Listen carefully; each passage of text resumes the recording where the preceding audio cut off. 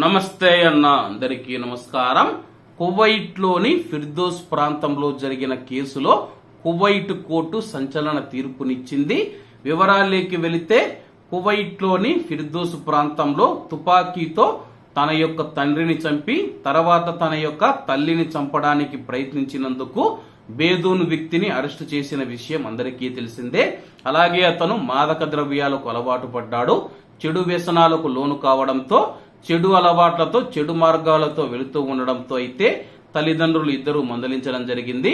అలాగే అతను డబ్బు ఇవ్వాలని చెప్పి కోరడం జరిగింది. దానికి తండ్రి నిరాకరించాడు. డబ్బు ఇస్తే కానీ నువ్వు చెడు అలవాట్లకు లోనయ్యి బంగారం లాంటి భవిష్యత్తును నాశనం చేసుకుంటావని చెప్పేసి అతని మీద అరవడం జరిగింది. అలాగే మాదక ద్రవ్యాల మత్తులు, మత్తు పదార్థాల మత్తులో ఉన్న యొక్క బేదూన్ వ్యక్తి తుపాకీ తీసుకుని వచ్చి తన యొక్క తండ్రిని కాల్చాడు. అలాగే అతని యొక్క తల్లిని కూడా చంపేందుకు ప్రయత్నం చేయగా ఆమె త్రుటిలో తప్పించుకుంది. హాస్పిటల్లో చికిత్స పొందుతూ ఉంది. అలాగే తాజాగా విచారించిన కువైట్ కోర్ట్ ఆఫ్ కాజీషన్ మరణశిక్ష విధించింది.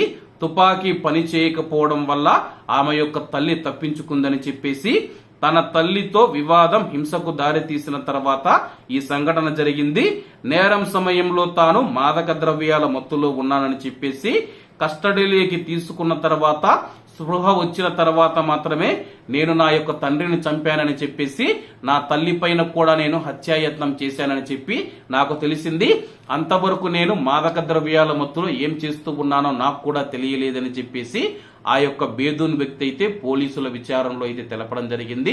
అలాగే విచారించిన కోర్టు తాజాగా అతనికి మరణశిక్ష విధించింది.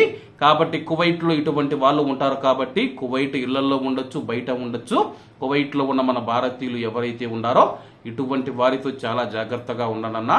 ఎందుకంటే మాదక ద్రవ్యాలు సేవించి మత్తులో ఉండడం వల్ల వాళ్ళు ఏం చేస్తూ ఉన్నారో వాళ్ళకు కూడా తెలియదు. కాబట్టి అందరూ జాగ్రత్తగా ఉండాలని కోరుకుంటూ, అందరూ బాగుండాలి, అందులో మనం ఉండాలి. అందరికీ నమస్తే అన్న, జై హింద్.